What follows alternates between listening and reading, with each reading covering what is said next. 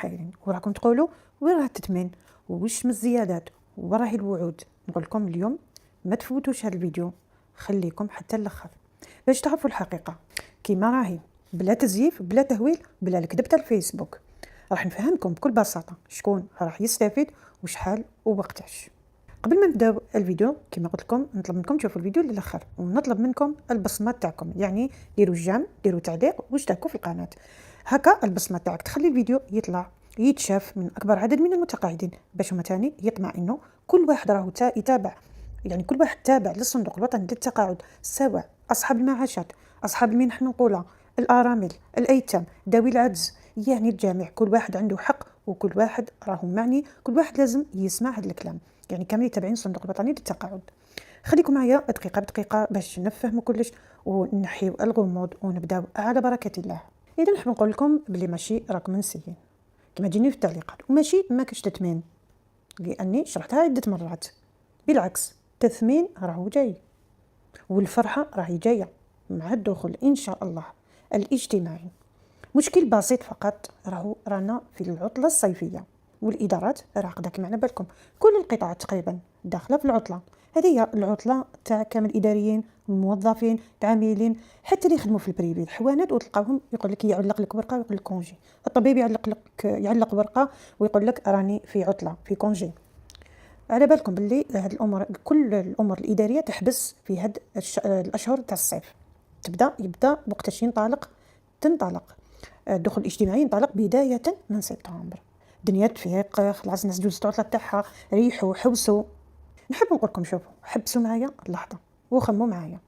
رئيس الجمهوريه السيد عبد المجيد تبون وعد قدام الملايين من الجزائريين، قال بصريح العباره بلي راح تكون مراجعه للمعاشات، زياده التثمين وتخفيض الضريبه. يعني ماشي انا اللي راني نهدر، راهي وعود رسميه من اعلى السلطه في البلاد. هنا نقول لكم لازم لنا شويه صبر المتقاعدين، خاطر القرار راهو كاين خلاص، راهو موجود، تطبيق فقط. لازم التطبيق مرتبط بالاداره اللي راهي دايره عطله.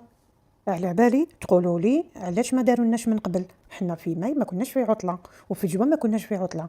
نقول لكم باللي كانت قرارات اخرى، كانت زيادات لقطاعات اخرى، كانت الدوله ملتزمه يعني بهذه الزيادات.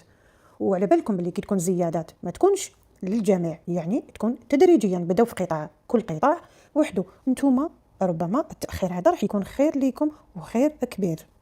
يدرسوا مليح التثمين تاعكم، يعني تكون وقت يكون متسع يدرسوا التثمين والزياده الاستثنائيه كيما السنه الماضيه. ان شاء الله تكون يعني تفرحكم وتكون بنسب كبيره. حبيت نفهمكم باللي كاين حسابات دقيقه في التثمين، ماشي عشوائيه وماشي محسوبيه، يعني فيها اكيد دراسه، ماشي هكذا عشوائي فقط. تثمين ومن بعد اذا يعني سرعوا القضيه وزادوا لكم 2% يغيركم الحال، 3% يغيركم في الحال. هما على بالكم حنا القدره الشرائيه مؤخرا صرا فيها تدهور وغلاء المعيشه وامور كثيره. هذيك 2% كنت كلمت لكم عليها، 3% ما ولاتش تكزيستي. لازم دوك المعاش يكون مرتفع يفوق 10%، ويا ربي المتقاعد يعني يلقى روحه مع كما قلت لكم غلاء المعيشه. قلت لكم كاين ملف، هذا خلينا من حسابات دقيقه، كاين ملف مفتوح. هذا الملف هذا باش يراجعوا حتى الحد الادنى المضمون للتقاعد. يعني شوفوا ما يبقاش متقاعد يعيش ب 15,000 دينار جزائري ولا 18,000 دينار جزائري، راه حاجه ما تقبلهاش لا الدوله لا الشعب، يعني ولا يتقبلها العقل. دوكا مليون و800 يعني اكيد مش تسقسي اي حتى وين تسقسي واحد صغير، مليون و800 ما تعيش. يقول لك مليون و800 راهي مصروف تاع اسبوع. ولا كاين الناس متقاعدين يعني اللي يخلصوا صندوق التقاعد يخلطوا بين التثمين السنوي والزياده الاستثنائيه، وراهي هذه غلطه شائعه كثير، ما يفرقوش بين التثمين والزياده الاستثنائيه. شوفوا التثمين السنوي هذا راهو يزيد كل عام، هو بمثابه تعديل تلقائي حسب التضخم. هنا كي نعاود اخترت بعض المعلومات نعاودها الناس جدد اللي دخلوا القناه، متقاعدين دخلوا في التقاعد جدد، ارامل ماتوا الازواج تاعهم، يتابعوا الفيديو باش يتعلموا ويعرفوا. اللي يقولوا لي انه هذا نعرفوه، على بالي بلي تعرفوا، على بالي بلي فاهمين، لكن كاين اللي ما يعرفوش. حنا دائما المعلومه كي نعاودوها للناس جدد، لانه الاسئله مازال تجي على هذه، لازم نجاوب على الاسئله. اذا قلت لكم راهو هذا التثمين سنويا بمثابة تعديل تلقائي حسب التضخم القدرة الشرائية. يعني شوفوا الدولة كل سنة تزيد نسبة صغيرة باش ما يبقاش المعاش مجمد. إذا هذه قولوا لي عرفناها خلاص. الزيادة الاستثنائية هذه اللي حاجة خاصة وخارج التوقيت السنوي. الدولة كي تشوف باللي فئات كبيرة من المتقاعدين راهي تعاني وتقول لازم رفع المعاشات بشكل استثنائي، هنا الدولة دير قرار واحد فيه دفعة كبيرة مرة واحدة ويزيدوها المتقاعدين. هاد السنة هذه رئيس الجمهورية قالها كاين مراجعة شاملة للمعاشات وخاصة المعاشات الضعيفة، يعني الزيادة الاستثنائية للناس اللي يتقاضوا معاشات ضعيفة جدا مازال ما يدوا دوك 2 ملايين كما قلت لكم تحت المليون ومازال يدوا. يقولوا لي انا ندو 700,000 اما هكذا مليحة 700,000 انت راك تدي 6 ملايين وراك تشكي ولا يدي 700,000. اذا لازم نخمو كما قلنا احنا اللي عندهم معاشات ضعيفة. شوفوا هاد الزيادة تختلف على التثمين سنوي متواصل. الزيادة الاستثنائية تجي مرة واحدة كما قلت لكم تكون بأثر رجعي مرات كما تقرر الحكومة ولا حبت من جانفي ولا حبت، يعني الزيادة الاستثنائية الحكومة هي تقرر ولا فيها أثر رجعي ولا ما فيهاش. هذه ماشي تثمين، هذه هي الدولة تحددها، النية موجودة، الإشارة السياسية، الخبراء المسؤولين كامل تكلموا راهي واضحة. الدخول الاجتماعي راح يكون بداية التطبيق، الفرحة راح تدخل ديال المتقاعدين أكيد. نقول لكم شوفوا هنا رانا متفقين عليها، واول حاجه لازم نكونوا على بالنا باللي وعلى بالكم نتوما ماشي حتى نفهمكم ونعاود لكم باللي امور هذه تصرى وصرات ديجا في سنوات ماضيه. تاخر التثمين لاسباب ظروف كثيره، ما نقدروش نقولوا احنا اداريه ولا نقولوا كذا، ولا واحد يقول لي الصندوق راهو في عجز، امور كثيره هذه على هذه على هذه على هذه يعني تصرى اكيد. كما صراش مشكل ماشي حيتاخر اكيد، هذه يعني باينه، حاجه باينه. نقول مشكل ما نقولوش زعما ما كاش الاموال ولا كيما راهم مداول في فيسبوك في وسائل التواصل، لا. نروح لكم فقط للتخفيض الضريبي. هنا الملف هذا خلاص تحرك تاع تخفيض الضريبه، راح تكون كاين تعليمات وراح يكون اعفاءات وتخفيضات للمتقاعدين. كثير من المتقاعدين راح تدخل لهم كانت تجيني في التعليقات اللي كنت نقول لكم دخلت في جويليا، يعني كانت تجيني يعني بعض يقول لك لا انتم كنت تكذبوا. اقراوا في التعليقات ناس دخلتهم ودخلهم الرابيل ودخلتهم الزياده.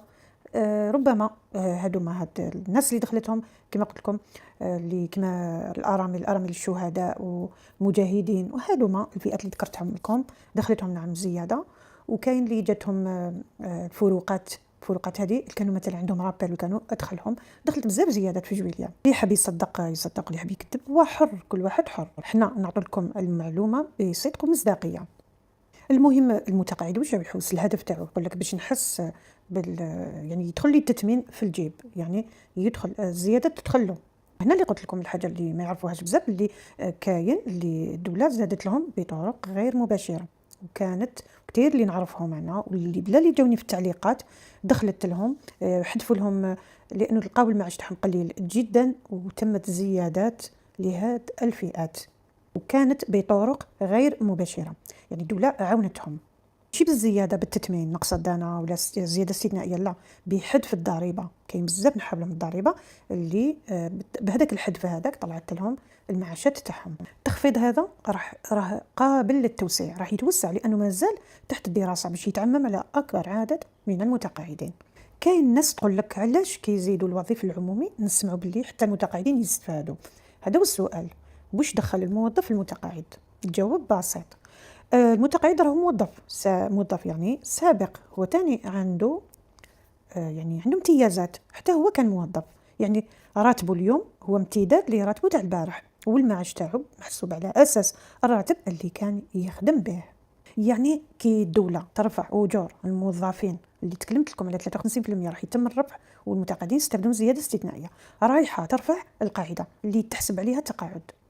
ومع الوقت لازم يكون تعديل اوتوماتيكي للمعاشات باش تبقى متوازنه مع الواقع. الرئيس قالها كما قلت لكم صريح العباره، ما نزيدوش لفئه نخليو فئه اخرى تتخبط، العداله لازم تكون للجميع. لهذا نقول لكم بصراحه كي يخرج قرار بزياده اجور في قطاعات معينه كيما زادوا التربيه والصحه، الوظائف الاداريه، خلينا من التربيه والصحه هذوك تاع القانون الاساسي وكامل معليش، كي راح يزيدوا الوظيفه العمومي تكون مع اليه لمراجعه معاشات المتقاعدين باش ما يكونش فرق كبير وما يحسوش المتقاعدين باللي راهم منسيين. نعطيكم مثال واقعي، نعطوا مثلا موظف يخلص 80,000 دينار جزائري يدي 8 ملايين، متقاعد يدي 35,000 دينار جزائري، يعني 3.5. هنا تصير الفجوه كبيره، فرق كبير. شوفوا المتقاعد الموظف كيفاه يعيش والمتقاعد كيفاش راح يعيش. هنا الدوله حتحاول تقلص هذا الفارق بالتثمين بالزيادات الاستثنائيه.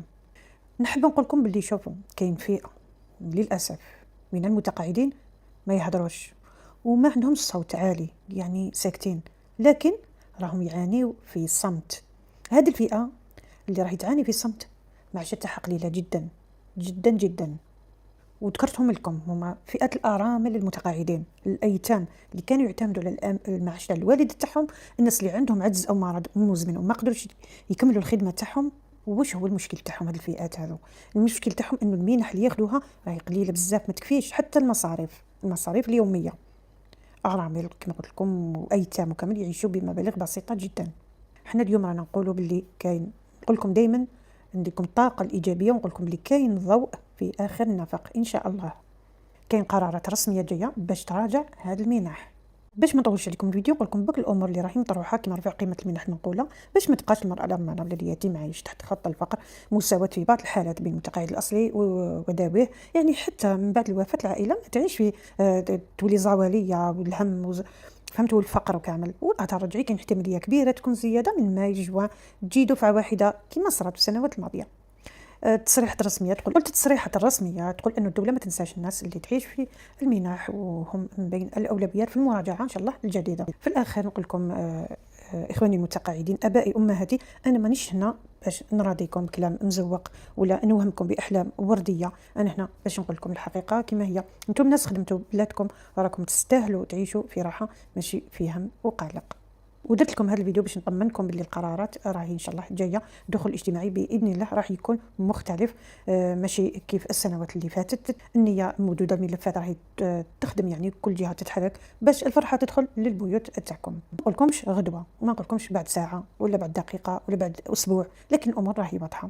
التثمين راح يجي، زياده استثنائيه، الضرائب راح تنخفض، المنح المنقوله راح ترتفع. لازم علينا شويه صبر ونبقاو دائما متفائلين.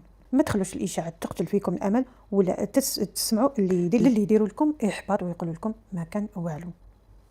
في الاخر نقول لكم اذا حسيتوا بالراحه وانتم تسمعوا هذا الكلام اللي تكلمته لكم وفهمتوا شويه عن الزيادات اللي راهي جايه، ما تبخلوش علينا بالاشتراك وتفعيل الجرس وديروا جام. خلي تعليق فيه رايك باش الصوت تاعك يوصل ونعرفوا شكون راهو يتبعنا وشنو، يعني وش هي الطلبات تاعكم، ونحبوا كذلك تحبوا نزيد نشرح لكم اكثر وما نشرح لكم خبروني في التعليقات.